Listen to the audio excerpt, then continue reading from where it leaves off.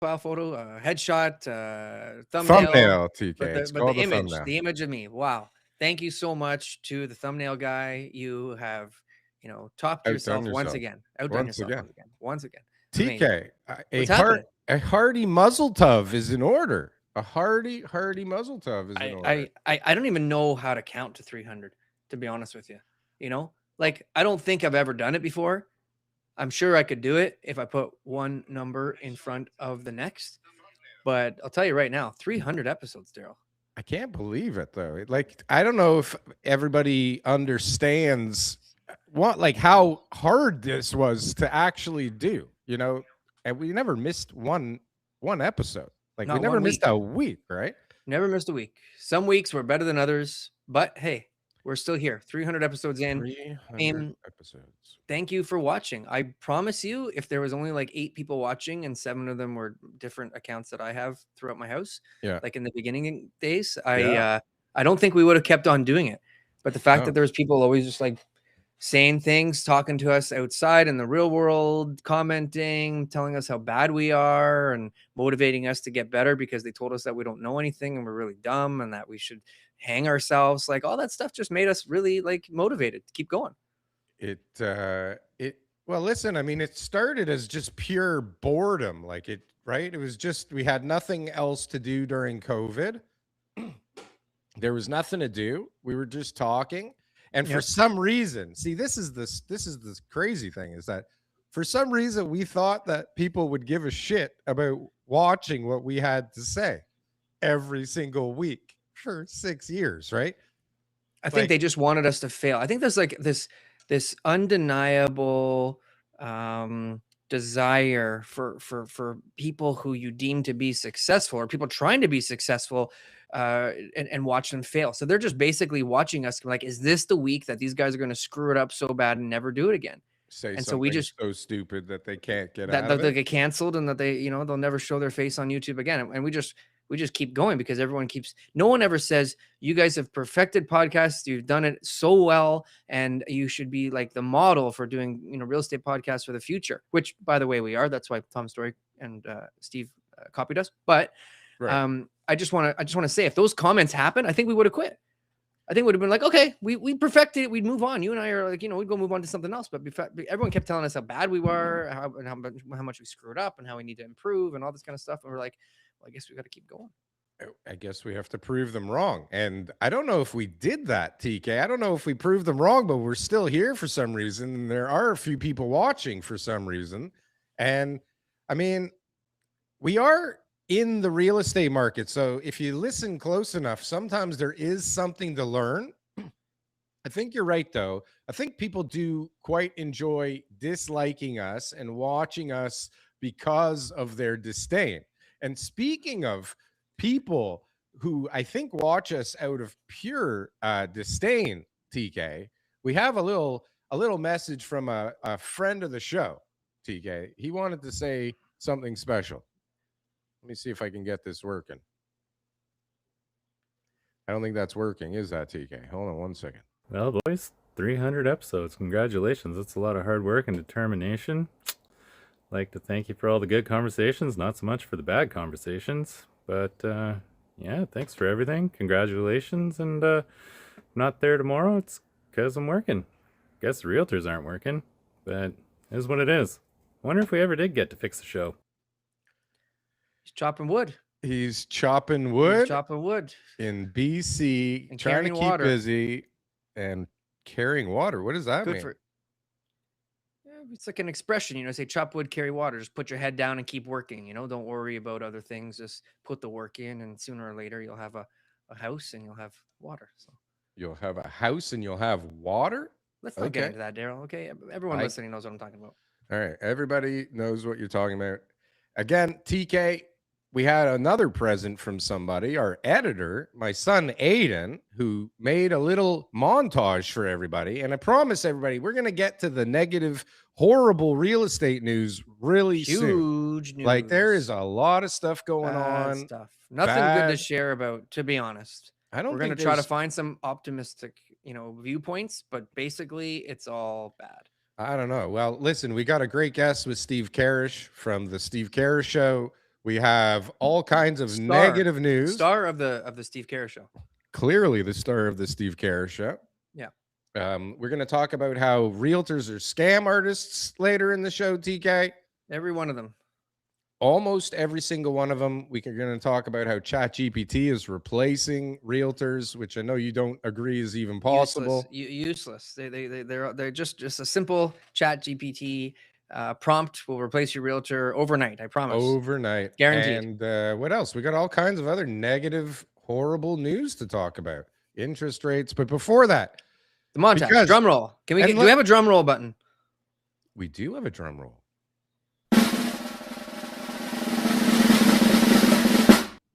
Now you got to play it. That's how the Canadian Real Estate Show, a show that we all hold dearly to our hearts. But how did it start? June 18th, 2020. Now that means that this show's been nearly going on for 6 years. That's a lot of forehead wrinkles. Now let's take us back, shall we? Okay, good morning, TK. Welcome back. So, good morning, everybody. Welcome to the Toronto Real Estate Show. We definitely the only one to watch. All right, here we go. I was working on a beard back then. That was a thing. Technical difficulties everywhere. Happy New Year. That was a thing. Daryl, I got rid of the beard. What is going on? Welcome back to 2022 round 3. Yeah. If she says no, she's not the one. Okay, Daryl. That's right. The show, known for its dry and witty humor, sounding like it's just two friends having a chat. Because that's what it is. Okay. It's like 1-4. Okay. Exactly. So there's well, you're not moving any markets with this show, so don't worry about what you say here. You never know, man. One day we're going to move markets. But I would love to live with my brothers and sisters forever. Okay. Well, that's what my dads did. Yeah. My dad and his brothers did. Both of them?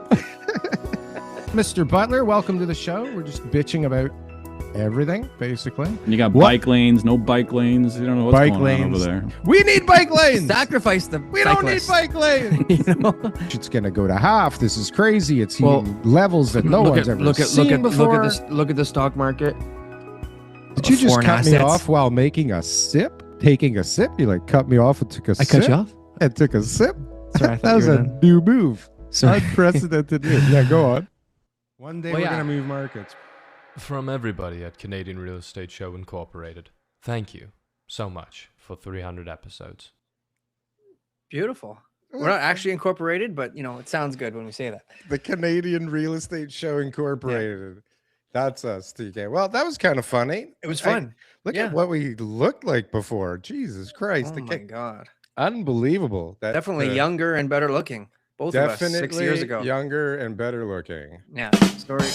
No, that wasn't a joke. That was just the reality of life.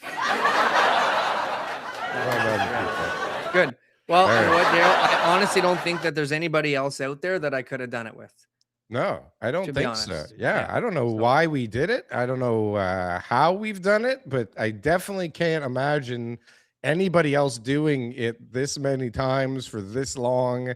And it's still, well, maybe it is a little boring, but maybe not so boring, we're in 2.0 right now. We just started the new show. So we got all these new things. We basically 2.1. took 6 years to figure out how to use the proper system. That's right. Yeah. And record with the proper software. Yeah. And, what kind of ideas we got. We tried some different names. We tried a few different things. And here we are. So let's talk about real estate. No one wants to hear about us. Well, we got some negative news. I mean, this has to impact real estate. I got to imagine there's a whole lot of job losses in February, which I guess is already old news, but a lot of people comes out.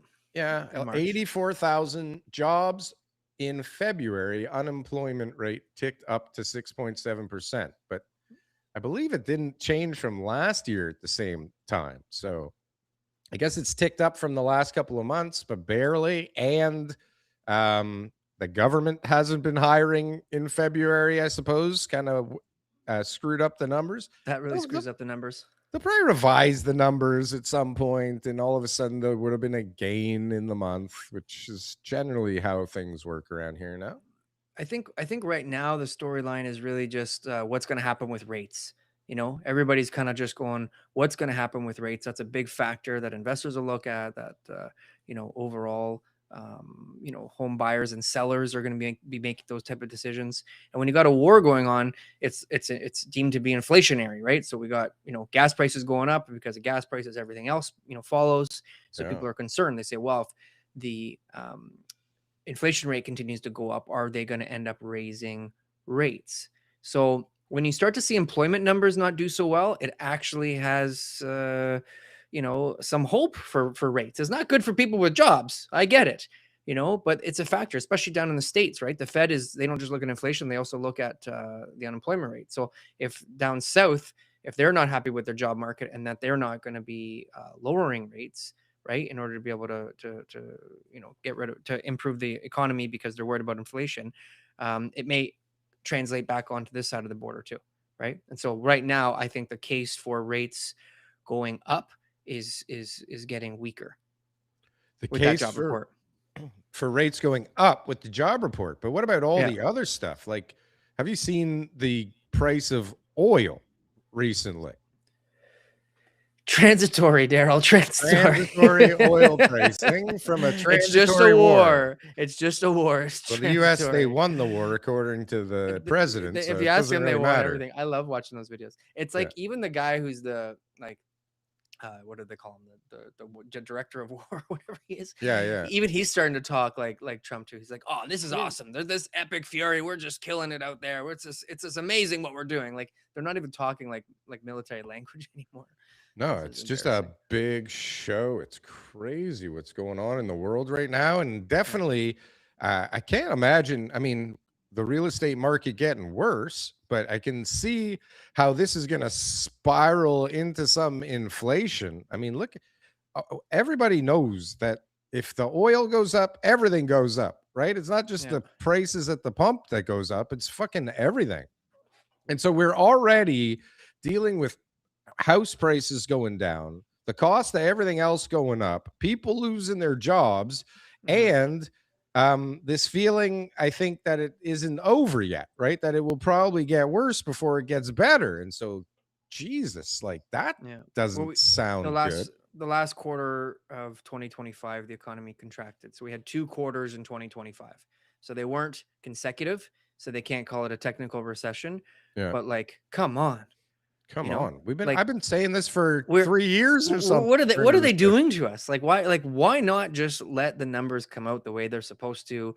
Don't go and like buy a bunch of like, you know, defense equipment and you know, invest in you know, public services and stuff like that, like right around the time that the numbers are coming out, just to pad it. Just let us just see where we're at based on the metrics we've been using for at least the recent future, the last maybe couple of years. So then we can at least say to ourselves, where's the economy right now? Are we in a recession or not? And just let the people make the decision. I think there's some hard lessons. There's a lot of lessons out there that need to be learned still, Daryl. And I'm not talking small lessons. I'm talking some pretty big lessons. There's a lot of unhealthy debt out there. You know, unfortunately, a lot in the real estate development world.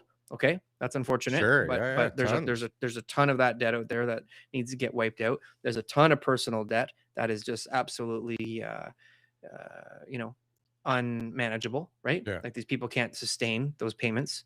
Yeah. Well, right? So speaking of kind of like helping out or wiping out a bunch of money and helping out, I suppose simultaneously, we've got this new fund that was launched here. I don't even know if they actually have the money. I think they have new $1.3 billion fund launched to buy unsold GTA condos. Yeah.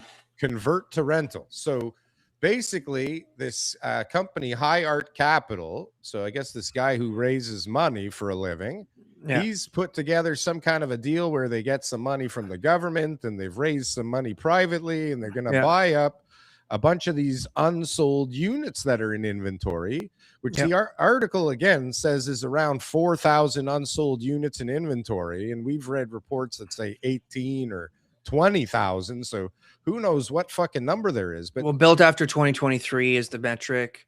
GTHA, so Halton is included as well. York, Durham, Peel, Toronto, right? So Yeah, we don't know what the final numbers are, but 2,200 units. There's a portal right now that you can submit minimum blocks of 10 that you can Yeah. basically upload and say, hey, I this need is to what get rid of this shit this is what I quickly. got, Yeah. and you guys want to buy it or not? And they're going to be like, yeah, so how much is the price per square foot? 800. Great. We'll give you 550. Right. Cash will close tomorrow. Yeah. So it's it a great says strategy. it says that they're going to come in, I guess, at 25 to 30% under market value. And so which market value? Like the real market value? Because they're not selling, right? So No. the price that they're out there at isn't the market value.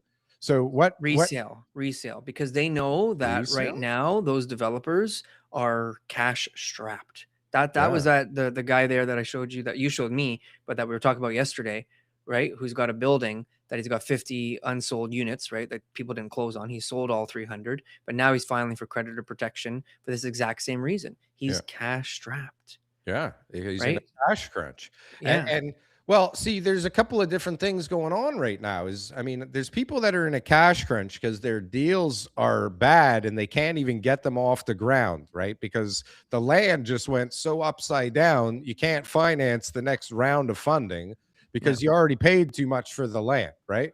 Yeah. Or you have that situation you're talking about in Hamilton where he sold them, people couldn't close on some of them, and he ended up not being able to afford the remaining inventory anymore.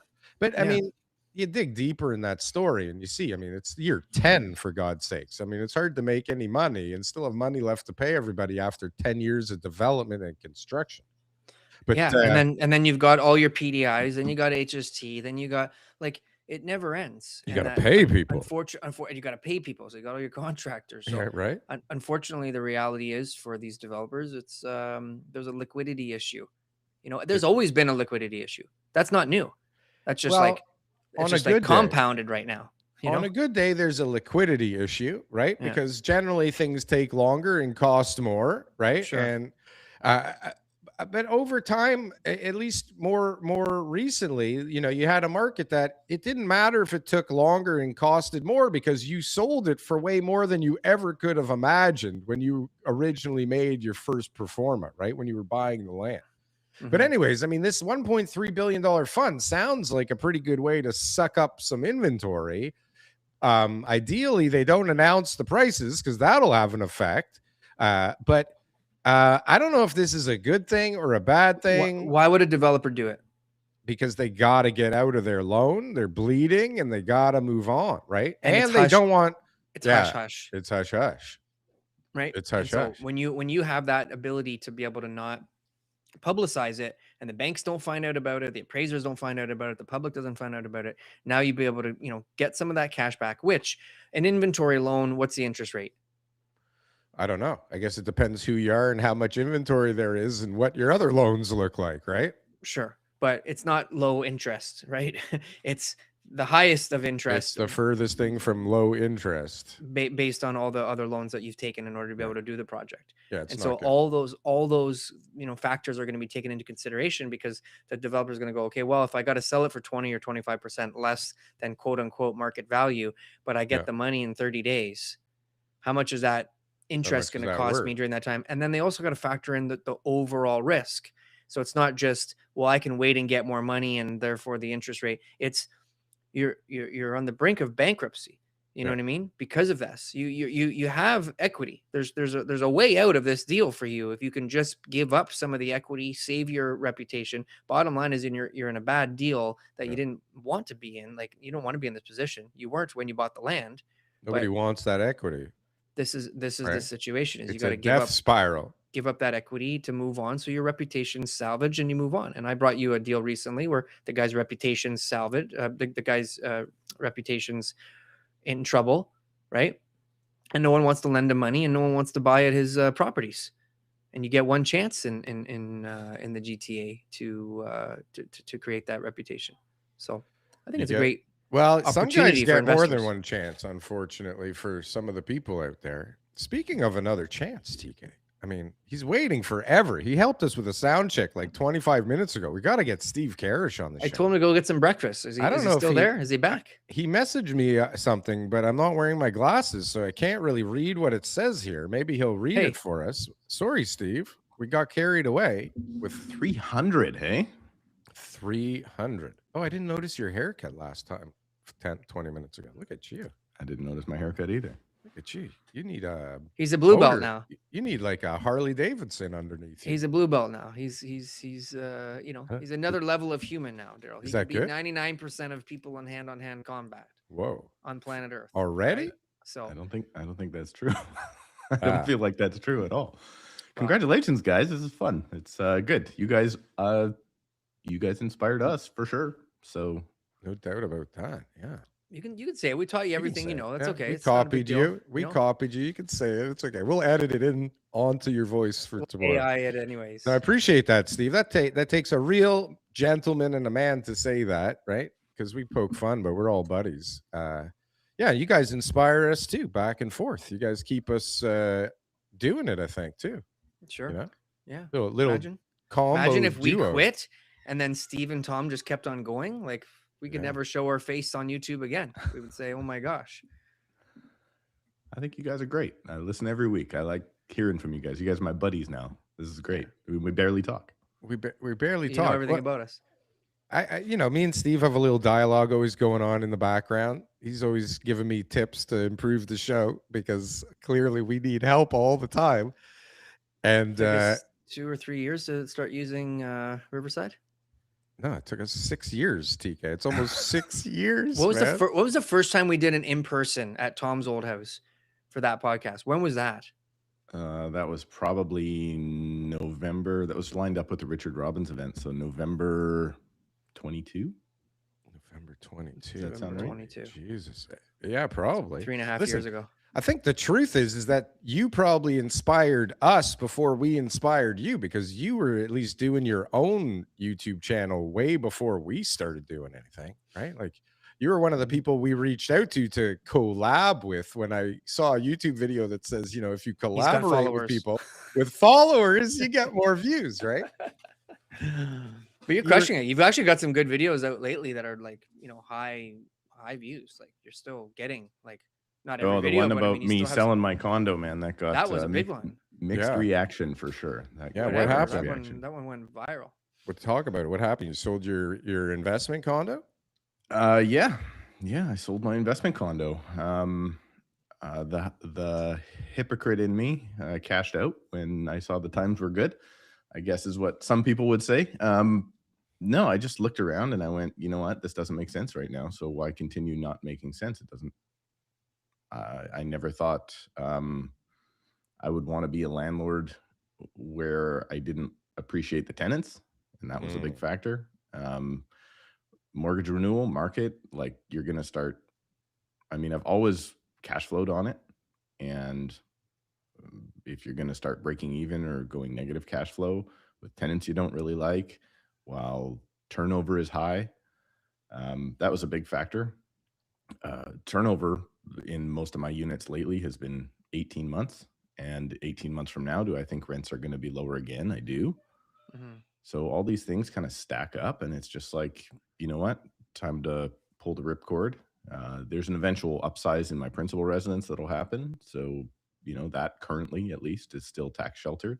So get that money into RSPs, TFSAs, and principal residence and tax effectiveness. And it all just kind of made sense. It also came down to the fact that I just wasn't super happy with the tenant pool.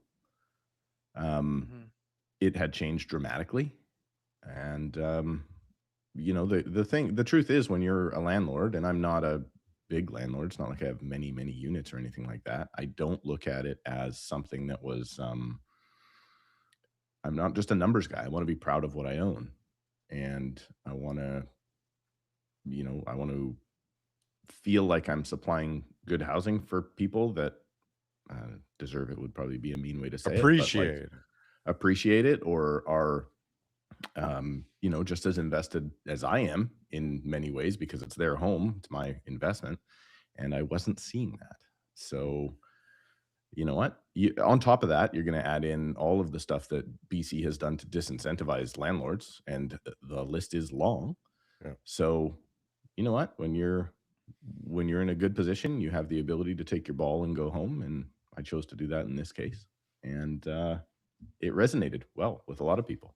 There's a lot of people that, had some negative reaction, but there always is. What were they saying? Most people, I would say I've actually never had more positive reaction than that video on my channel. What we're saying? Give me an example of someone who's like negative. What would they comment? Mostly to the effect of, you're, I hope good. You got, you're screwed. More landlords like you are going to be screwed. So, parasite, whatever they want to start calling you, right? Just the anti-landlord people for the most part. I think it's funny because most people still think because I bought the place in 2021 that I'm losing money. And in fact, I doubled my money. So, people just still don't focus on those numbers, right? When I mean double money, I don't mean sale price. I mean cash in versus cash out. Sure. Yeah. I got to go to a place today after this, and it was a neighbor just sold, and they had bought in 2024. So you'd think, wow, the market's down, so therefore this person took a bath, and they sold for like $130,000 more without doing anything. So they're probably going to break even after all their expenses and all that kind of stuff. But yeah, there's always the dialogue, right? Is that everything has to be going down, therefore you're losing money. Therefore, there was another property that I was talking to the seller about, and she said agents wouldn't even come and meet with her. One guy said, I'm not going to come and meet with you. You guys bought in 2021 for this much money, and that now you want more, and there's no way you're, going to get more money. And I'm looking at it, I'm going like, actually, no, in your area, you could get more. You can maybe break even, So there's every neighborhood's different. My partner called me last night, and he said a house on my street just sold for some crazy number that, was way higher than he would have anticipated on his street based on, what's going on out there. But he lives in, central Toronto, nice area. And like you were saying last week, and whenever we talked this week, there's very little inventory in that kind of pocket right now. Yeah. And so the good stuff, I guess, goes regardless. Still, which I don't know. Have you noticed a difference over the last few days in the market with the whole Iranian thing? Steve? In our marketplace, I will say, I don't know if it's a regular spring market kicking off. So I was comparing previous showings. So I have, I think, 12 listings 2 weeks ago. Right now, I'm going to say I got 14 listings on the market. That's a lot for me. Yeah, I like to have 4 or 5 listings on the market, and I like to turn them over quickly, obviously. 3 weeks ago, for that 7-day period, I had 3 showings across 12 listings. Currently out across 12 listings. That's not good. That's not good. This is a numbers game, Steve. That's not good numbers at all. It has changed dramatically this last week. We're talking... I would have to count. I counted yesterday. It was sitting at about 24 across the 14 now. So is that just people coming out of the woodwork? Could be. I don't know what it is. It's definitely not. They're not being inspired by conflict in the Middle East. I'll tell you that much. But I don't think that many people pay attention to all of that sort of stuff when they're looking for homes, right? Like we've had the comments too on YouTube are going to be all about how, I'm never investing in BC because of this land claim stuff. It's like not a single client of mine selling or buying has brought that up to me once, not one. Now, is it going to affect things like development? Of course. Is it going to affect things like large land purchases? Absolutely.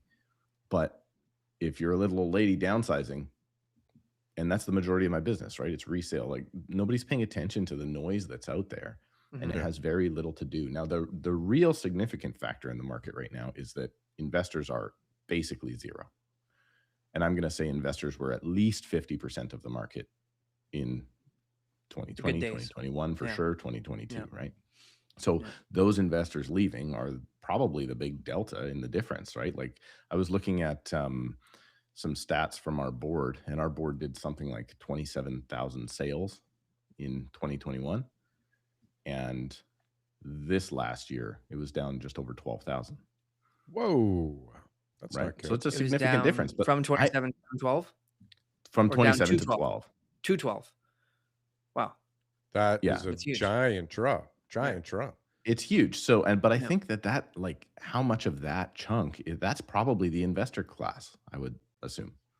Or I the think there's speculative also class, no. or I'm all I'm of that. I'm thinking that a lot of people aren't trading houses anymore. The same amount of first time buyers, more first time buyers should be able to enter the market, but I think some people aren't trading. They're not going to a bigger or smaller house in this market just because they have that seller mentality of, oh, like I can only get that much money for my house, so why would I sell? They don't think about the other side of the equation as well. I'm going to save money on the purchase as well. But I think also people are struggling. I mean, I'm seeing people renting out rooms a lot. I'm seeing people renting out basement apartments. You know, there's a lot of people struggling. When you're losing all that money, though, it's no consolation that you're saving on the next place. You know, like it sounds good when you're when you're outside of that. But some of them aren't losing money, Daryl. They bought the place 20 years ago. It's just that their perception of thought you were gonna make that. Yeah, money. like It's the same fucking thing, man. Somebody I talked to yesterday who'd been in the house forever, and like you bought your going Porsche. over some comparables in the area, and they're like, "There's no way I would ever sell my home for less than $2 million." Yeah, and it's like, okay, like if I told you that you can go and buy that home that you want in Niagara for instead of $1 million, you're gonna pay $200,000. Like now you still won't take a couple $100,000 less on your home, right? Like they just don't have that ability to be able to differentiate between a sale price and actually what net equity is going to be transferred over into the next property. So most people though are upside down on the house that are having the difficult decisions to make. Or no, most people are not upside down. Most people are doing just fine. They just have the inability to look at it and go, okay, like TK is saying, there are some properties out there where you're like, your purchase price was how low? $100,000, and now it's $2.5 million, and now you're like, nah, I can't sell it for 2.4. That's the reality of what's going on out there. TK, you touched on something else, which is, if there are people kind of doing the move up. Out of my 14 listings right now, 4 of them will have a purchase attached to them on the other side. Mm-hmm. So that means 10 of them are just adding to inventory, right? They're not going to be taking away from inventory on the other side when the purchase is there. Where are they going? A lot of that. But it can be estates. It can be. There's this concept now that I've been thinking a lot about where people were buying in 2021 and they were just taking from inventory, right? So they were buying and holding their other property. Yep. So therefore they were taking then. And now it's time to sell the other property. Maybe they're going to the retirement property. Maybe they're doing whatever. You're an example of that. You just sold your condo. Are people renting? There's people who are shedding their real estate now, saying, I don't need to own as much. I don't want to lose money every day. Right now is what people are saying. Risk is higher. The tenant profile, rents are coming down. The maintenance is too high. Equity's vanishing. Lots of reasons. Yeah. Lots of reasons. Well, listen, it's still totally doable though. Like my condo I sold, I literally had it on the market for 2 days, got the offer together, still profitable. Like that's what the news that's not out there. But the difference is I think I have the experience seeing it every day where I can go, you know what? Here's market value. This will get it gone overnight. The headache will be gone because it was a headache. And you still have the ability to go, I could have been like, I had a member on my team say, you need to list this, that you can get another 10 or 15 grand out of your place. And I was like, okay, I might get another 10 or 15 grand out of my place. I might also wait another 30 days at a higher interest rate while it's vacant. Yeah. And then the market could come down another 1 or 2% in that time. Yeah. Like, I just had the ability to go, okay, you know what? This will be a good number. It'll get it gone right away. And I'll have the cash in my account by the end of the month. Well, and what must have been nice, and this is a perfect segue, I must say, for myself here. Like, it must be nice to not have to pay that commission to the realtor. Being a realtor yourself, you get to keep a little bit more money in your pocket. And I think a lot of other people are thinking the same thing. I don't know if you guys saw this video that's been going around the last week, but like people are really thinking that you guys are a scam and a part of the market that's no longer necessary. And I know clearly you guys will disagree, and I think that replace us, Daryl. Replace us with AI. We're happy to be replaced. Well, and we'll go on listen, to the next part of our careers. I don't think TK Butler and Steve Karrasch could be replaced, but I think that more and more people probably will be and could be. But I'd love for you guys to watch this video if I can figure out how to do this, because it's kind of funny, especially if you haven't seen it yet. I can't believe either of you. Hang on one sec. Let me load this thing up. I don't know if I can figure out how to do this. One moment, please. I'm going to share my screen. Do you want us to filibuster? What do we got to do here? You guys have to just suffer through it, I think. Are you going to cut this out for the show tomorrow and just the live people have to suffer through this now? No, I think it, well, we'll maybe make it a little cleaner. Okay, can you see my screen? Is it working? Sure. Yeah. Okay, here we go. Can we hear your screen? That's going to be the next problem. Hey, so I think I want to buy a house from that guy over there. Oh, great. I can help you do that. I'm a realtor. Oh, cool. What is it that you do? I contact the seller's realtor. And then they contact the seller. And then the seller tells the realtor what they want to do. And then I tell you, oh, yeah, I could probably just go do that. Technically, but you wouldn't have the power to negotiate. What negotiating are you doing? Because I literally give you a number and then that's all I can spend. Maybe I can get you something thrown in for free. Oh, that's exciting. Let's do that. Well, not in this case, but technically. Oh, yeah. Okay. Well, I think I'll just talk to the seller. Well, whoa. No. You need a realtor. Like legally? No, but I have an expertise. Oh, okay. What do you advise? Well, I think you should go buy a house from that guy. Cool. Thanks. I will. Wait. There's another bid. What? Yep. There's another bid. You have to come up higher. How do you know that? Realtors talk to other realtors. But this house has been on the market for a month with nothing. And then all of a sudden there's a bid right when I want to bid. That's a great point. That's real estate for you. It's the market is, and it's, you're going to have to bid higher. But I already told you how much money I can spend. Yeah. Well, then the other bidder is going to get it. Who is the other bidder? I can't say. What did they bid? I can't say. Are they even a real person? I can't say. Okay. What if they bid lower? Then I would just be bidding higher for no reason. Okay. Counter argument. It'd be safer if you bid more. Can I ask you a question? Shoot. How do you get paid? On commission for the price of the house. Mm-hmm. So if I bid more, you get more. Correlation, not causation. Sounds like causation to me. Did you want the house or not? Because it's going to go quick. Oh, shoot. Okay. Yes. Bid more. Great.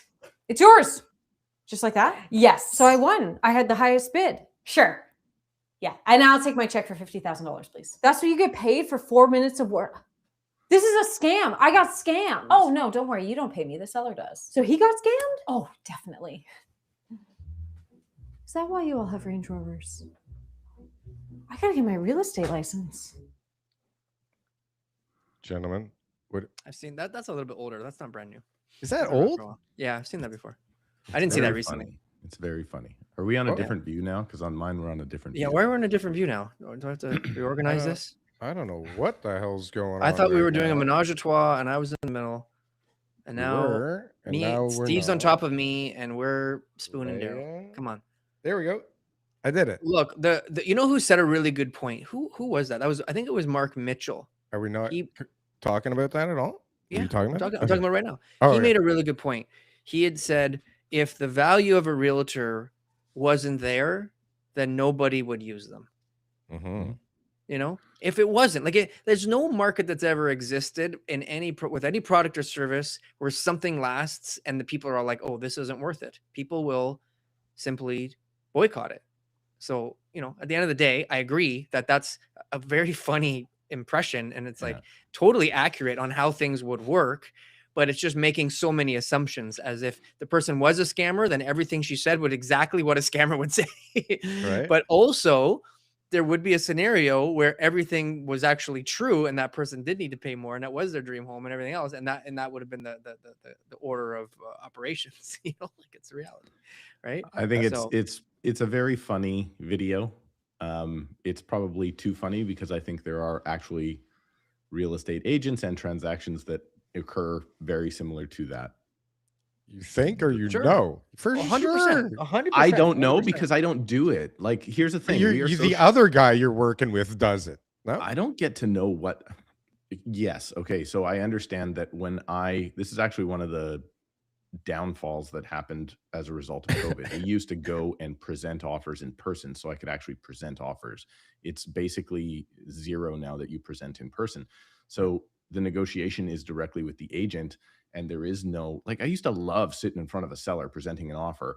No, watch and them then sweat and get judging their, from their body language, I know which Yeah. way we're going to go next. Yeah. Yeah. And that's maybe the know good what the reason other why you offers shouldn't do are. that. Yeah. You might know what the other offers are. You might. Yeah. I had a seller tear up once, Yeah. and I was just like, I got this, man. Like, we don't Right. even need to go up in price because she's tearing up. So Yeah. it's, I like that part of it. It's gone. So there is a bunch more now. Like, unfortunately, there's a lot of silent offers that come in. You get an email, and that's that. And that's what a lot of the industry is, unfortunately. It's an email. It's not even a call. It's not a, like, for instance, I was Can't do that. negotiating. It's probably Clawbot from Daniel Foch, right? We'll talk about that after. But yeah, you can't just email an offer and do everything through email. That's, to me, It's crazy. It's crazy. But like so, for instance, last week I get one that came in an offer, and I just said to the agent, I was like, here's our argument for market value. Sent them the listing, sent them whatever. Here's about, where we need to be. My seller's very realistic. And the response back is, yeah, but the market's down. So here's our price. And that's it. And I said, okay, can you please give me some sort of comparables, your analysis, why, what the market's done? Like, I'm asking you to actually provide me, like, I'm giving you the things I need you to provide me so I can provide to my seller to try and negotiate them down and get them to where they need to be, right? Mm-hmm. Guess what? She didn't get the deal. Another offer comes in back at the price where it needs to be, because that's market value. The amount of agents that don't know how to do their job is a real thing. Yeah, it is real. Oh, it's beyond real. It's crazy. But here's where I'm going to go the other way. That's a result of the public supporting those people, because they just think, oh, they got a license, they're all the same. And we know that's not true, right? So it's oversimplified. Are there people that run their life that way, run their business that way? Absolutely. I would say a lot of them are starting to fall off. Our board numbers are dropping. I'm sure the Toronto board numbers are dropping. Of course, yeah. Because $3,000 a year to pay just to have you hold your license, right? Yeah, heaven forbid, right? All the fee and not do a deal, right? How many agents didn't do a deal last year? It's most agents don't do. I still hold firm that there's a chance that the median for number of deals done is 0. Right? They say the average Toronto it is. The median for deals done. Yeah, Toronto it is now. Yeah. At one point it was like 35% was doing 0, but now, yeah. So to compare, and the public then thinks, oh, I'm going to go get my license. Like that lady said at the end of the video, oh, I'm going to go get my license. Yeah. Okay. So you go get your license, you become that, and you're not replacing TK, and you're not replacing Frank Leo, and you're not replacing Tom Story, right? You're just joining them. You're adding to the business, and everybody thinks you're all the same. Mm-hmm. And you're right. There are too many Land Rovers, Range Rovers, whatever. But I'm also seeing a lot of those agents turn those in. Right? Sure. Like, it's just the reality of the marketplace. But it's like that, I would say, in a lot of professions. It's just our barrier of entry is very low.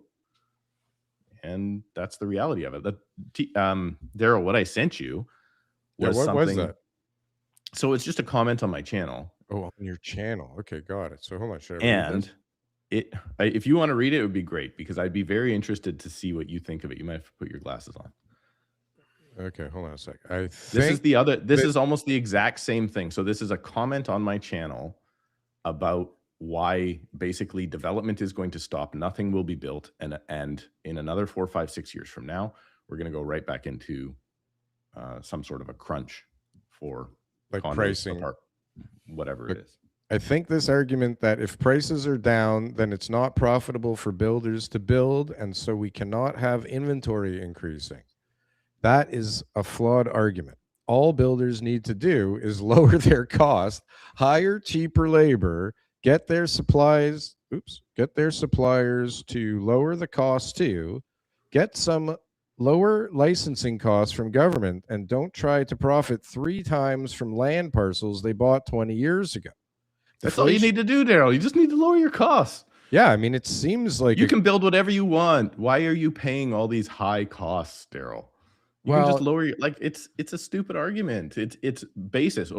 Obviously, yeah. If it worked that way, we would all do it that way. That can you imagine? Can you That imagine video if I could that just you go? just showed is the same thing. Yeah. There is truth in it, which is what makes it funny, but it's Sure. also not reality. Right. Well, see, there's different perspectives on that, right? I think, and don't get me wrong, obviously good agents are better than bad agents, right? But it used to be that at least you guys were access to the data, and you had the ability to harness and research and put that data together in a way that people couldn't on their own. And so when you guys lost that edge, I don't know if too many people made up the gap with anything new, right? Like, so TK will bend over backwards and run around, and he'll do all the good things, and he's got experience and knowledge, and so do you, and so do some people. But some people, like, they just don't. It's literally that video. It's like, I'll what do you want? Here's the list on the MLS. The real problem is also, I think, that there's more people on this side of the table that kind of understand things a little more, because there's so much more information and YouTube channels, right? And things out there to understand it more. Part of the advantage of a realtor before used to be that they understood more than anybody, right? Like, and then actually, as I'm talking, I'm sitting here thinking, fuck, man, like, we didn't have a way to check on the info you guys gave us before. You guys must have put some really manipulative packages together in the past to prove what you were, not you in particular, TK, but like the most sophisticated people, engineers, lawyers, well-educated, bought and sold 20 properties. When I go and I analyze developers, when I go and I analyze a property with them, and I go and I show them how there's, this one sold for this much because of these reasons and all that kind of stuff. If they're the seller, they think it's worth more than any data that I can possibly provide to them. Are you talking to me right now, TK? No. Are you talking directly to me right now? If they're the buyer, Stephen will agree. If they're the buyer, they think it's less, and they think that's too much. It's just psychology. So it's not about the data. It's never been about the data. The data is the simplest thing. Their next door neighbor could sell the same house the next day, and they're gonna go, ooh, like that's not the value. That was never my value. Well, I want for them to release the information and give it. But for a lot of our industry, TK, it was like the gatekeeper thing was a real thing. The 1980s, salesman type person, the car salesman type realtor thing, it's a real thing. Most of them are almost all gone now. But those times you had to be, because 1 out of every 17 listings sold. So that's the amount of supply there was. So 17 listings would hit the market, 16 would expire, 1 would sell. Like, those days you had to be pressuring people to be able to get the listing, get it at the right price, get it sold, because you were about to lose your job and get paid $0 if you weren't. So it was a little bit different, back then. But back to the thing that Mark Mitchell said, is those agents who are epitomizing that clip there, they don't have clients right now, Daryl. They don't have any clients. They have no business. Their clients overpaid for properties a few years ago. Those people realized that guy was no good. They're not referring them to anybody else. And they're sitting right now with no clients, I promise you. So the market will always balance itself. And that the one day that realtors aren't used is because there really is no longer a need for them. But it's not something that anyone decides. It's going to be the market that decides it. And at this point in time, the market still feels like having a good realtor is very useful. And I'm busy. I'm very busy. Every day I have many new clients that I'm meeting doing different things. There's no lack of people who require my services, to be honest with you. It used to be, you'd meet somebody somewhere and you'd say, hello, what do you do? And they'd say, I'm a realtor. And you'd be like, oh, wow, this guy's a realtor. He must be doing pretty good right now, right? Now if I meet somebody and I say, hey, what do you do for a living? Like at a party, and they go, I'm a realtor. I'm like, hey. I'm sorry, man. Don't worry. It's going to get better. Is everything okay? Like, I was doing a client event at a restaurant, and the waitress came up and told me, which office she worked for. Right. I had a guy just told me he lent a realtor $450,000 in order to pay her taxes. How much? $450,000 to pay her taxes. Yeah, successful on realtors. what? For how many years? HST and CRA. I mean, hey, I don't know what her situation is, if she's got a PREC or not. But bottom line is, you could be behind on your taxes. You know what I can't figure out is the people that hire an agent based on how successful they do look. How You know what I successful mean? they do look, sure. They Well, how pull up else in can a- you tell? How can you tell really if from an outsider, okay? Not me, because I'm not an outsider, but you take an outsider and you sit down with a realtor, okay, and you're assuming things because you think, you know, they got their license, they work for a reputable brokerage, they're here in my house, they can advertise, you know, they got a YouTube channel. I mean, this guy, they pulled up in a whatever the hell, some kind of Mercedes or a Beamer or a Range Rover, whatever the fuck. They look like they should be able to do this job, right? This is part of the fuck up. There isn't why is there not something that we can go on and see how TK is, where there's reviews of TK, right? Agreed. Where there's reviews of Steve. I think Not we've even reviews, talked not about reviews. this. I've never not seen a 5-star review for a realtor on anything. Yeah. So not I'll reviews. just That's like Steve, an the you Amazon you review. review me, I'll review you. Okay? Right. And then that way both of our 5 stars. 5 Yeah. stars in the realtor world is once those came out, we don't even have them. If you look Oh. up our organization, because one, realtors will hate on us. Two, because we know that they're all just fake. And people who've got 1,000 of them, or, you know, they buy them, they get other people to do it, or they promote them and say, hey, if you give us a 5-star review, then this is what we're going to do for you. It's like part of their services. Oh, can you imagine on top of like the realtors asking you to subscribe to their channel that they start asking people to do? Hang on one sec. Speaking of which, like, comment, subscribe. I'm double subscribed. Do it yourself. Didn't get to fix the show though. Didn't get to fix the show. Comment, subscribe, double subscribe. I'm double subscribed, and I fixed the show. I fixed the show. Comment, subscribe. I'm double subscribed. You should be double subscribed, and I fixed the show. somebody in the comments was saying, "What the fuck are they talking about all the time?" So What is this? Don had a bunch of ideas. He was like, man, you got to do this, you got to do that. And we didn't listen to a thing he said. Okay. And so basically Don couldn't fix the show, but Steve and Tom, podcasters, they came up with some great ideas. They helped us fix the show. It's very simple. It's not complicated, but Don tried his best for, you know, if I got to chop wood or I got to do some electrical work, Don M's my guy. There's the comment. Who's this? Don Mark? seems like a great dude. Yeah. Yeah, Don's a legend, don't you know? People think you're the GOAT, man. When I had that live show going for a while, that dumb money guy, that motherfucker, that guy I don't know who loves that is, you. man. Between Holy. Dumb Money and D Trent, and wow, there's a few people that are dedicated, I tell you. I'll tell you, but I Right? mean, that's Every why we got channel. to 300, right? It's because of guys like D Trent and Mogul Ryder and Charlotte and Dawn and all. They're part of the family now. No, Yep. I mean, you Rose kicked them over. out of the family over there at the Tom Steve's Story less show. tolerant than us. Steve's a little less tolerant. I banned that guy, that Dumb Money motherfucker, for a little while, and he came begging. He came begging to come back on the fucking comment section. So I felt bad. Yeah, so I mean, I have no problem blocking people off the channel. I have zero problem with that. That was the because first guy we that's blocked. my doorstep. We and you're not block allowed to come people. take I didn't me. even know we've blocked people. No, just that guy You one don't block time. anybody. Daryl Never. is the people we block on our channel. But That's right. Daryl's like, been if you're gonna blocked. come Daryl's take been a blocked shit on before, my but he doesn't doorstep, block man, anyone. you're not allowed to shit on my doorstep. So if No you're gonna do shit. that all the time, Daryl, I will leave dissenting opinions. I will not leave name calling and that sort of thing. So How I many, got how no many problem times with have that. you been blocked or banned from social media, Daryl? Is like Me? I Yeah. just lost that Twitter account one time, TK. just one time. Okay, I'm just. It was just the a- one time. It was a very general question. I wasn't like insinuating anything. Just I just still wanted to should know. have that. That was a big blow. That was a big blow losing that. Hey, your account. guys' suggestion, the Tom Story Show is now on Instagram. Welcome to 2015. Muzzle amazing. tov. Yeah, Yeah. that's amazing. Yeah. Yeah. What a huge. You're welcome, by the way. But Yeah. what a huge audience that is. Yeah, it's a big It's actually audience. blown up pretty quick. I'm sure. I'm kind of shocked. We just started it this Yeah. week, and it was Yeah. lots of I activity. very shocked. rarely get people tell me they see me on YouTube now. Very rarely. Yeah.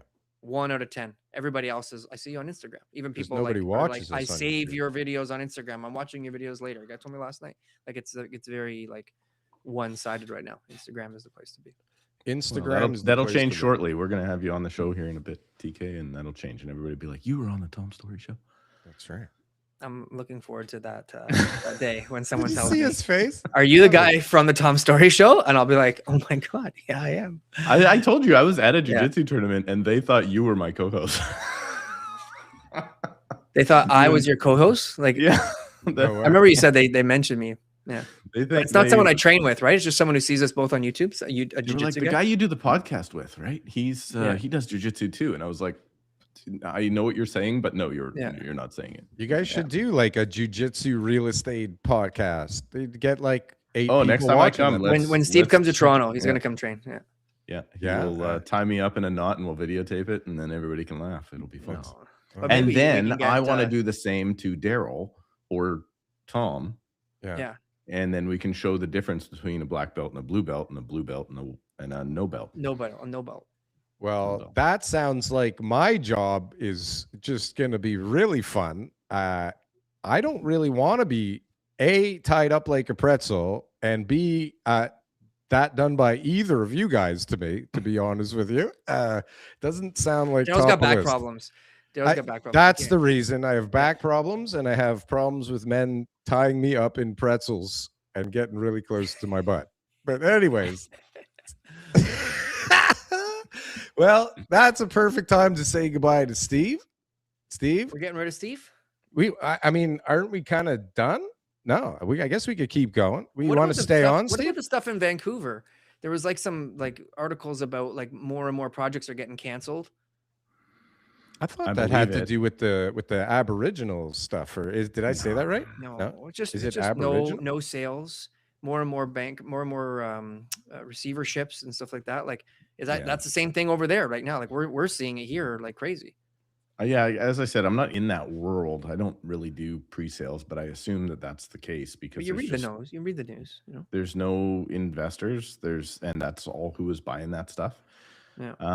I hear stories of it all of the time, but I'm not in that world, so I can't be like, oh, okay, I know that. Like the reality is it's usually somebody I didn't know they were a builder in the first place. Maybe if I was in the builder world, I would, but I'm Right. not alarmed by any of these names that come across. It's not like Polygon or anybody else is like just backing out, right? It's guys that were home builders and then they went into townhouses and then maybe now they're into condos and they're trying a high rise and the high rise didn't work out.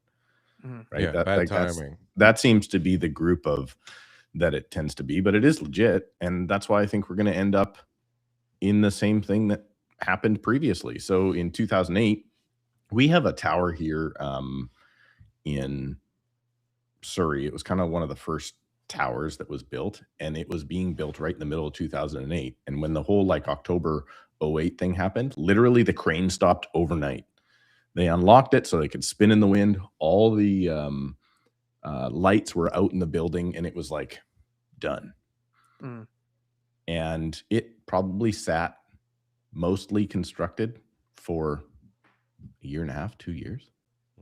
And so that was like it registered in my brain. Okay, like nobody's building anything right now.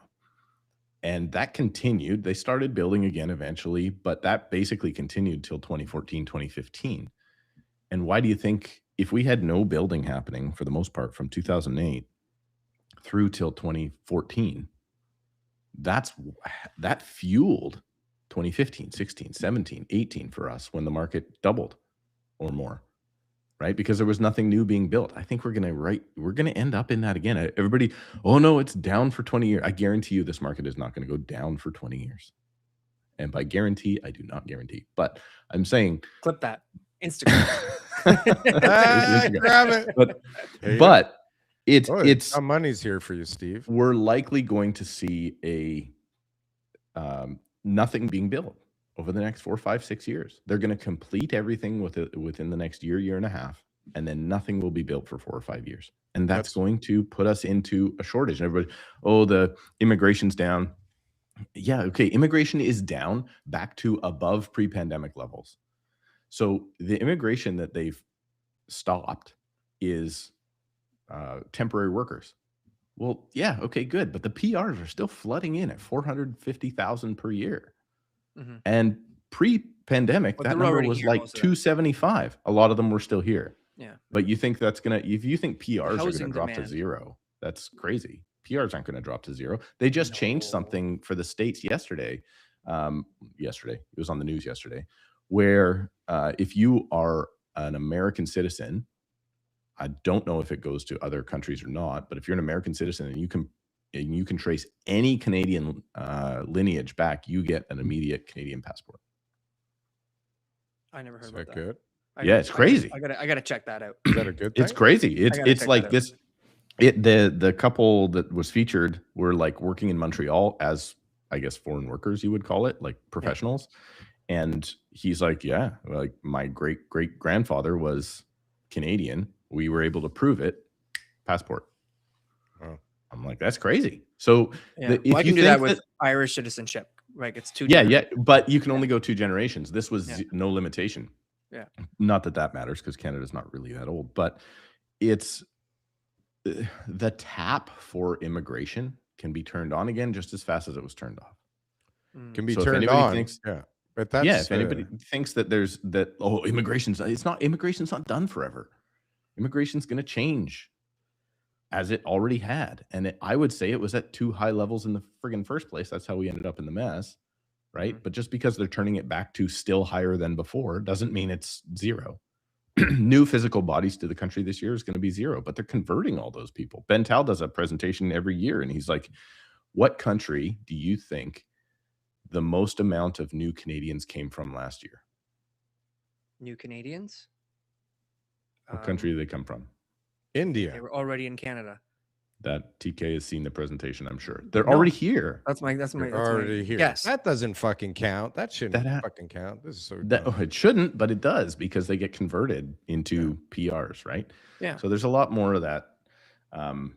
It's not easy to get PR, and usually you're coming from like sponsorship or work visas and sometimes even student visas. It was way too easy to get PR, TK. It was way too easy. What I'm saying is you're not applying from your computer in Russia and just going like, trust me, like I'm going to be really good over there, and they're like, yeah, come here, we'll give you your PR. Like there's a process. You had to only be from India refugees for that I think to would work, have that. No, even they would come for different types. I know someone I can speak of in particular that lives in Toronto that got his PR from India before he got here. Yeah. He never landed here. But what was his skills like? He must have been one of the skilled workers program. No? Is a skilled worker a realtor?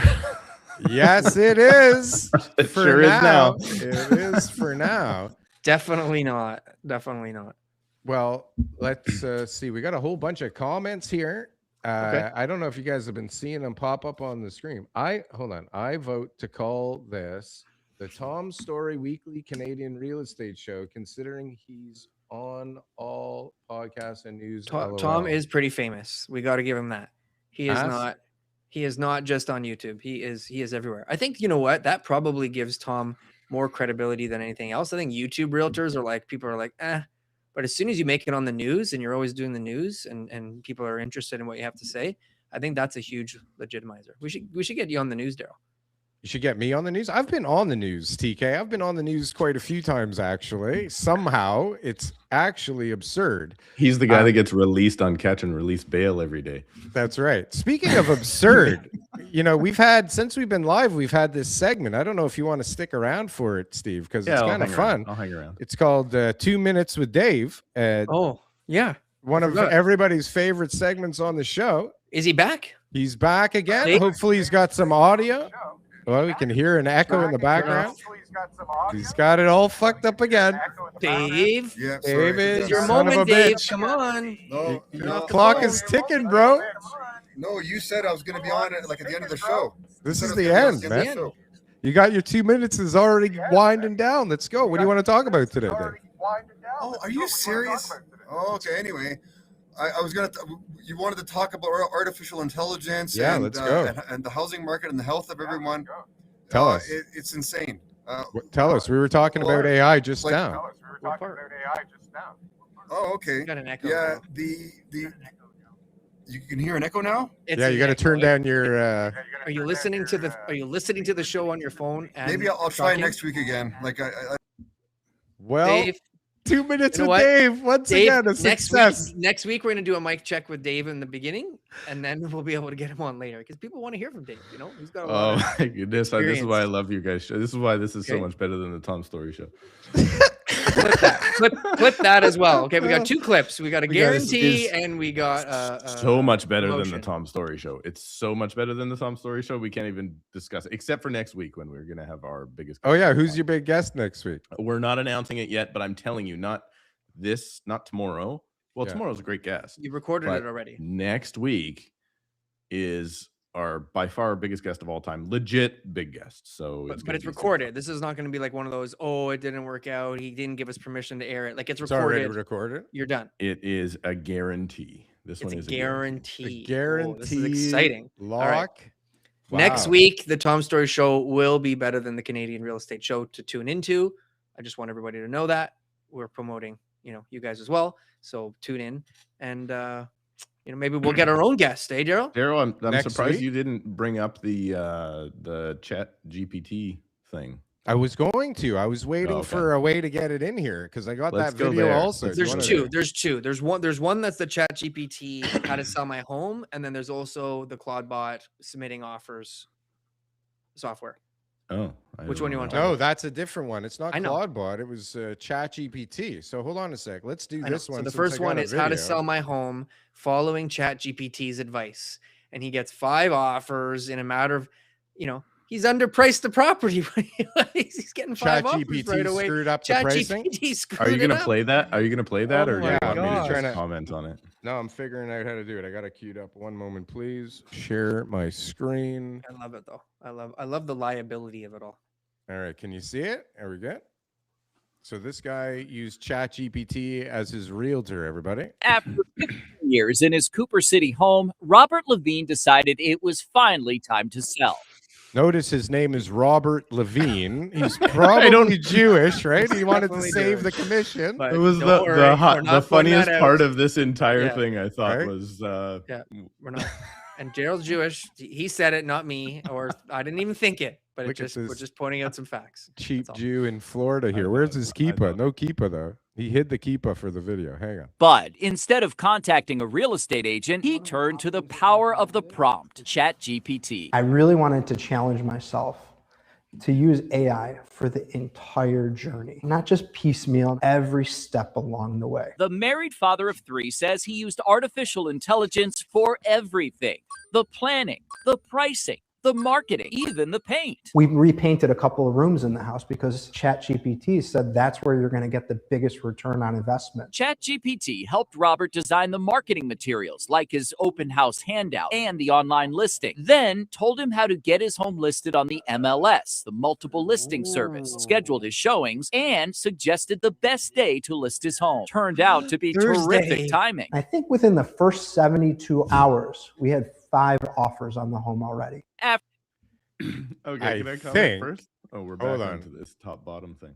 Can you, I don't know if we're back. Are we back? Hold on, I got to change the video. What the hell kind of fucking I love how he Here we said go. I wanted to challenge myself, so I just disconnected my brain completely and did whatever ChatGPT told me to do. That was Right? pretty funny. Yeah, Um, challenge. This is just a faster version of Google. And what would it be like if everybody's just like, well, I just did what ChatGPT told me to do? Could you imagine? It was like, I just did what my realtor told me to do. Yeah. Right? Should I Like, yeah, clean the you would get the dishes? same. Should I wash the It dishes? Hold also on. told him how to get his home on MLS, which I thought was funny because it's How? like, did it say now phone a realtor? Like they didn't talk Right. about that part. They didn't talk And about pay like, them. okay, his offers came in. Where did his offers come from? Like they didn't talk about any of that part. No, I think Mm. kind of maybe there was 5 offers right away within 72 Listen, hours ish. I'll tell you right away. If you have got 5 offers after only 72 hours, one is you should have got an offer date on that property. All right, so already you Mhm. got bad advice from ChatGPT. 2, you've clearly underpriced the property. If you're getting in 72 hours 5 But that's offers. fair game. That's what you guys do. Well, we would have an offer date, right? Oh, I see. No, Right? but that's And not ChatGPT true. That's not always true. Sometimes Well, you get the if you- bully if- offer nonsense, and you If get you the had multiple had bully offer market nonsense. knowledge and you knew how to interpret the data, I imagine you would have known that that would have been a low price, right? So Ah. ChatGPT would have been looking at everything. So I'll give you an example. The example that I gave you guys earlier today, which is that a property last year sold for $100 and something thousand, and it just resold for today. But if you looked at average prices in that neighborhood, which is what ChatGPT would have access to, prices have gone down. because it's too broad. It doesn't have the ability to be able to, look at what the actual, temperament is of those buyers in that particular market. So at the Steve end of is the day, sending comments from his other account, like as the show's I- going. Are you Got watching money? his hands there? So I've Anybody been watching using his hands. Yeah. I shouldn't say I've been using ChatGPT for it, but I tried using ChatGPT for like a negotiation because I was like, I wonder how this is going to go. Like, what's ChatGPT going to do? Because everybody's like, oh, AI is so smart. So I asked ChatGPT, hey, this is what I have listed. Upload the listing even. And then this is the offer that came in on the property. Like, what is the best way to negotiate this to get this the best amount of money for my seller? And ChatGPT came back with, Hire Tom. the offer came in. The offer came in here, and your seller is listed here. So obviously, you should just meet in the middle, and everybody will be happy. And I'm like, oh, okay. So that's it. Trust me, if that was our job would be easily replaced with ChatGPT. Yeah, I love it. But it's great news. It's just exactly what people want to hear right now, is that realtors can get replaced by AI, that your job's going to get replaced by AI, that the world's going to be solved. We won't need money anymore, like all that kind of stuff. It's great news. It's clickbait. I love it. You guys sound like great to talk about. It sounds very familiar. Like I remember back when I was younger talking to my brother that worked at the video store, where they rented the VHS tapes and the DVDs and stuff. And he was like, I'm the best guy at the video rental place ever. I'm never going to ever be replaced. Right.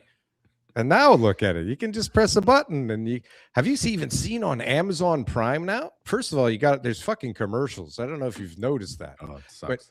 But while you're watching the shows now, there's an ad, which sucks, but then you can press a button to buy what's on the ad. And that's fucking cool. No?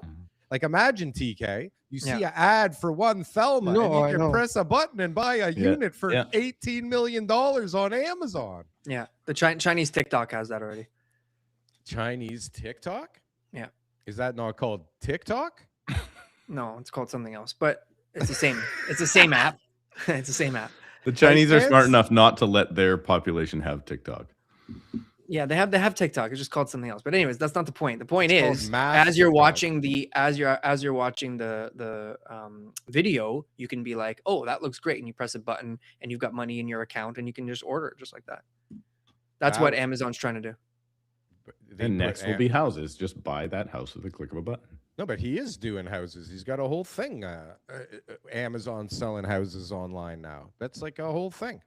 Did you hear, actually, he's in the news right now. I didn't really need to bring this up, but it's kind of interesting. Where, we talk about, I guess, I don't even know if we need more inventory on the market right now. But when we talk about trying to get more inventory on the market, we all know that it's a real fucking headache dealing with the city and getting permits. And so because Bezos owns a lot of real estate, but he also owns that rocket company, Blue Origin, where he had to go fight the city for years, or the region where I don't know what, you got to fight the federal government there for launch permits or whatever. He came to realize how fucking ridiculous the whole system is. And he goes, we can make a system where you submit your plans and in 10 seconds, if you have permits or not, or what you have to do to get the permits. Is that something that you agents who can't possibly see yourselves being replaced by AI, is that something that you could see being replaced by AI in the near term? You're doing planning more than us, Daryl. But how many times have you been able to bring something to the city that is something that is not something that they've thought about before? Right? Something that they didn't think about. But isn't the city, why don't we Daryl, put the entrance over here? Why don't we move the parking entrance over here? Why don't we have a roundabout driveway? Like all these things.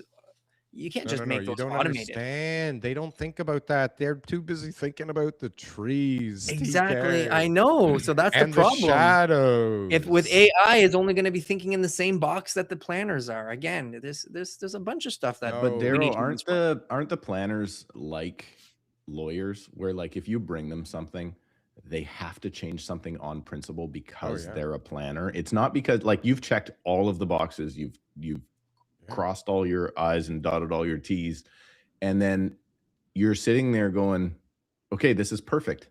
And then you bring it in and they're like, well, this is the thing. Got to right? change. Like a lawyer does that with every contract I've ever done ever. Even if my contract is absolutely perfect, the lawyer goes, I have to change something because I'm a lawyer. Well, because I'm being paid to look at this. Yeah, it's I like a home must have inspector. an opinion, for God's Imagine a sake, home you know? inspector going, this house is great. There's nothing wrong with it whatsoever. I don't recommend anything. It's been maintained perfectly and you should buy it. Well, listen, if you read it and you say it's fine, okay, now you just bill for what you just did, right? But if you bill and you change a couple things and now it has to come back to you, and then the other side's going, now the other side has to be a lawyer, right? So that guy has to go, well, I mean, fuck, I mean, we need to change it to this now because that guy's clearly, just finished law school, and and then it becomes this pissing contest between lawyers. And next thing you know, you have $8,000 worth of legal fees because they have to do what you're saying. It's crazy, but TK is right. It's like the inspectors, the planners for sure. But the real problem, okay, I mean, the problem with the planners and the lawyers is similar, where it's so gray and you can read it differently. You can interpret things the way you feel like interpreting them that day, right? So where you may get somebody in the city who's fine with the door over there, like TK is saying, the other guy may not be fine with it. Or this guy just got bitched out by his wife, right, about God knows what, and he's going to take it out on your review of your plans, right? There's too much objectivity involved in the system, where an AI would just go like, okay, you're within your parameters. I see this tree is too close. So it's conditional on you dealing with that tree. That's the one issue. Everything else is within the boundaries, and I have no objectivity to add to this, right? The problem is also that the parameters are very objective and gray. They're guidelines. So it's like, we kind of think maybe you should want to do it like this. And then if you do it like that, they go, well, it's kind of really, when I read it, it look like the door should be here. It's like, how do you fucking operate in these systems? And that's why if they make the rules like black and white, now the AI can do it. Now I'm not even necessary because the AI can do my job, right? Like, this is what's allowed. It'll make it super efficient. It'll put it in. The AI will go, okay, this works. And then next thing you know, driving down the street to robot dump trucks and excavators, right? And then after that, the 3D printers, and we don't need people anymore really soon, except for the realtors. Them, we're never going to figure out how to fucking replace. You want to know how bad? You want to know how bad it is, though? Do you guys know who Graham Stephan is? Yeah, why? The young guy, know that? So he's a young, he's the a investor, former realtor, whatever. So he did a video about 3 months ago called "F California Just Sold My House," and he breaks down his journey through dealing with the city and trying to get, I guess he was building like a casita type thing, like a garden home or whatever you want to call it. And it came down to like the AC, what do they call that? The condenser wasn't connected correctly. And that's why his building permit didn't pass. And then next thing you know, after a number of months, he's digging up the front street to do the connection to the sewer because of all of this. This inspector came by and said, that little thing needs fixed. Okay, can you wait here? Like, my guy will be here in 5 minutes to come turn that screw and do it. And then, no, can't wait. 6 months later, every single new inspector that comes is picking out something new because they all have to pick out something new. And before you know it, he's paying like a couple $100,000 to get the front street dug up because they found a crack for the sewer or whatever. Like, it's just crazy. Plus all the insurance or the interest for all this extra time. You can't close, you can't register, right? It's just like adding up and adding up. I got a client right now where it's a building, mixed use building, inspector came in, just says, just do a fire plan. Don't worry. You've been here forever, renting it out for decades. Don't worry. You know, this is what we need from you. Submit the fire plan. They're waiting for that because there's a work order on the property to get it done. Brand new inspector comes out to the property. It's like his first day. He doesn't know what to do. He's going, so he goes and gets the manager. Now the manager comes and he goes, oh, well, we better show, well, this could be done. And well, you know what, this could be appealed. And, but you know, you take it to the Court of Appeal to figure out what's going to happen and And they're just like, they don't know what they're doing. They don't know what they're doing. And everybody's, you know, crazy. In this I had type of bureaucracy, you know, the investors get scared off. We won't see people investing here anymore. I had a Not at client the same that rate. bought a house, little bungalow, and he's a woodworker. So he's like, I want to put you're allowed to put a 10 by 10 shed, but he was like, 10 by 10, I can't woodwork in. I need 10 by 15. So he went to the city and he did it all correctly. So he applies for this thing, and the stuff that goes on after that is crazy. Like, so he applies for it. They come out and they view the property, and a previous owner had put like one of those like aluminum awnings off the back. And they're like, well, you can't have this shed because that site coverage says that, you know, you're over your site coverage. So he had to pull out AC, like he had to do all these things. It took him 14 months to build a shed with permits in the back. And he had to rip out half of the stuff that was done in his house. He was electrical inspectors, start doing pot lights inside the house. Like, it's just crazy. I think Elon, there was a statement this week that said it's better to just beg for forgiveness rather than ask for permission. Just build my entire city.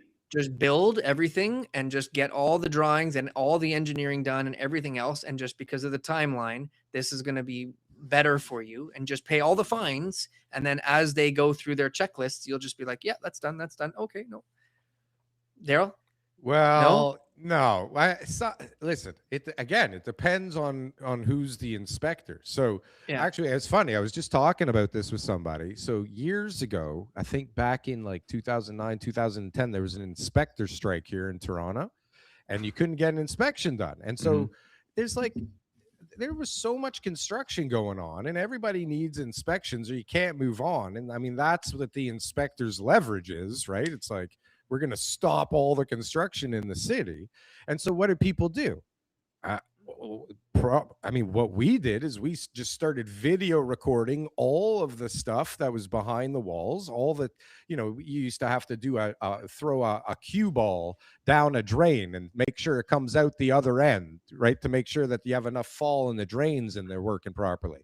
Like, so you got all these things that you're praying to God. Nobody's going to make you rip apart so they can do an actual physical inspection later because you've filmed it on camera, which they don't have to accept. You get like engineers to sign off on stuff, and you cover your ass as best you can. But that son of a bitch from the city can still say, I don't give a shit. I want to see what's behind this drywall. I don't give a shit. Like, I was talking to somebody the other day. He's got an issue with like just what I'm talking about. They did the ball test and the ball didn't go down. And so what do you have to do? Like, either you got to figure out a way to make the ball test go down, figure out a way to make the inspector look the other way, or you got to dig up the goddamn ground so that you can redo the drains, right?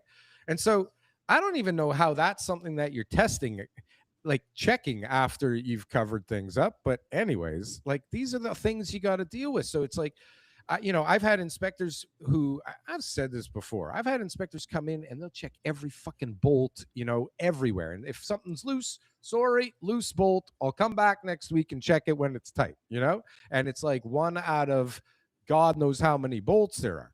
And then I've had guys who will just kind of peek their head in and go, hey guys, I'm here. Have a nice day. I'll see you later. And then they just leave, right? And it's like, oh shit, like, did we pass? Did we not pass? Should we cover this up?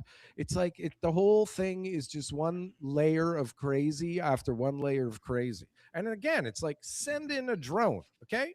Send in a fucking drone or a robot to scan the place, look around, pass the inspection, and move the fuck on. Why do I need to, like, this guy's having GERD reaction from his lunch and he's all fucked up because his wife just freaked out on him and now I don't pass my inspection? Like, what the fuck? I need a robot. I need robots everywhere. Government robots would be the best, no? Hey, here in Surrey, in China they have that. It's very common that we'll do, like, in our due diligence, speaking about what a lot of agents don't do, pulling permits and making sure that, final occupancies are there and all that sort of stuff. It's very common we come across properties without final occupancy. Right. Like very common. And it was like the city was on strike at that time, so it never got done. And I don't know.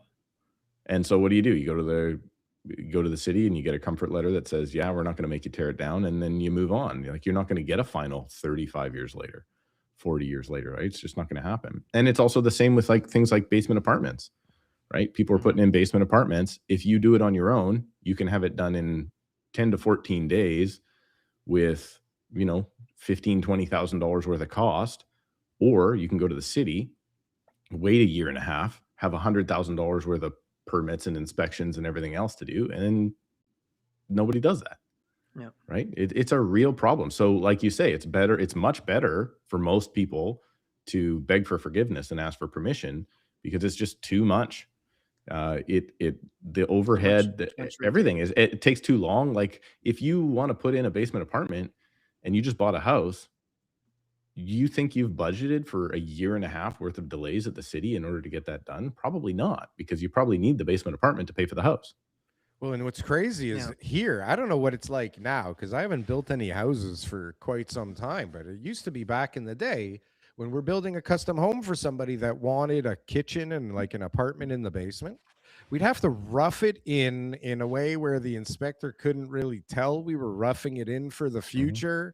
We'd have to put almost all the connections like where they needed to be. And then after you passed, you'd have to rip some stuff open, bring in the kitchen, maybe open up a wall. Yeah, even big builders have all those type of things, little tricks that they're going to put in after final inspections. Yeah, but it's like, why bother? Everybody knows it's happening. Like that's the part I can't figure out. Because it doesn't get re-inspected afterwards. That's why. When stuff gets built here now, it's built with 2 basement apartments, except one of them's not a basement apartment. Yeah. It's just a rec room downstairs with a bathroom and electrical behind the wall. Wet bar. Yeah. And a wet bar, right? And then the other one is like, why is that window so weird and so tall compared to the other windows? Like framed in for a door, obviously. And everybody, the city's like, oh, looks great. Yeah. I don't know what you're going to do 10 minutes after I walk away, and you go ahead and, after I sign off on this thing. But it's just, we had it even worse here. We had where you would leave your second story open over the living room to make it like a grand living room. And guys were framing out, they were leaving the joists out so they could immediately put stringers across after the guy was gone and put in another bedroom upstairs, right? Because that didn't count towards your square footage. It got so bad that the city goes, okay, we know you're doing it, so we're going to now incorporate any balconies or any 2-story tall rooms like that, like a living room. We're going to double your square footage on those because we know you're closing them in afterwards. Yeah. Hi, guys. I have news in my ear here. Breaking news. Oh, my God. Guys. We got 3 minutes left in the show, Daryl. 3 minutes left in the show, and Dave S. is here to wrap it up. Make sure he's back. 2 minutes with Dave. Oh, boy. Are you there? Can you see me? Yeah, we can see Great job, Dave. Can you hear me okay? I hope so. This is kind of ad hoc, but okay. I can't see myself. Now I see myself. Okay. You got it all. We were just talking about artificial intelligence. The funny thing is, I wrote about these things in high school, and I got really concerned looks from the teachers when I started mentioning things like Unabomber, because Unabomber was somebody that was he was going about it wrong, probably. I would say so. He wasn't against technology, but he was against what the technology was being used for, claiming that it was limiting our freedom. And that's what's happening with you can see that we can't even cross the street anymore. Now it's taking our work. You know what I mean? Yeah. What do you think? Like doctors, we won't need doctors so much anymore. Now you could just put your X-rays in, but you see, would you put other results in there? But you need somebody like me. Pardon? Would you trust the AI doctor with your results in your life? Would you listen? Well, it depends. It depends what you're trying to do, right? Because most people just wait until they get sick and then they go to the doctor. I mean, it's not extremely difficult, and then he sends you to specialists. You need more of a systems thinking person or holistic, but the word holistic has been perverted throughout the years. That's what I used to. Dave, you never cease to what the fuck is amaze wrong us. with this guy's Thank you very much for audio? coming. Thank you very much for coming today. Can I ask Daryl before we or TK? I want to ask you a question really quick before we go to celebrate episode 300 of your show. Best guest ever, by the way. Best guest ever. If by a you had mile. to spend 24 hours in Daryl's head or Dave's head, which one do you pick? Oh my god.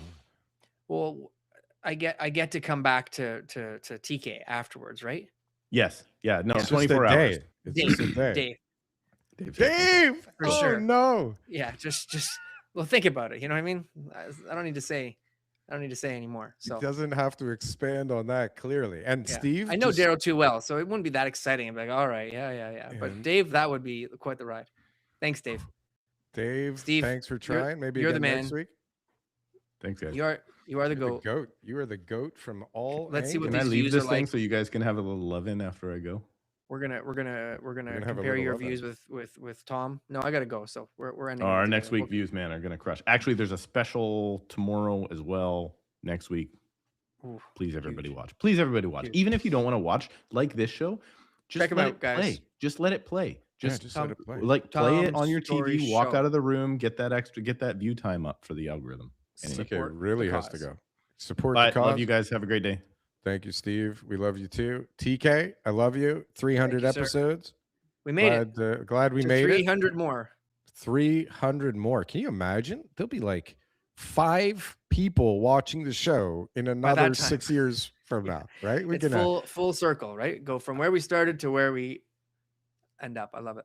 I love it. I'm gonna just throw one last one of these at you, TK. Sure. Yeah, maybe like, not. comment, subscribe. I'm double subscribed. Do it yourself. Didn't get to fix the show though. Didn't get to fix the show. Gotta end there, TK. Thank you. I appreciate that. Woo-wee. Woo-wee. All right. I'll see ya.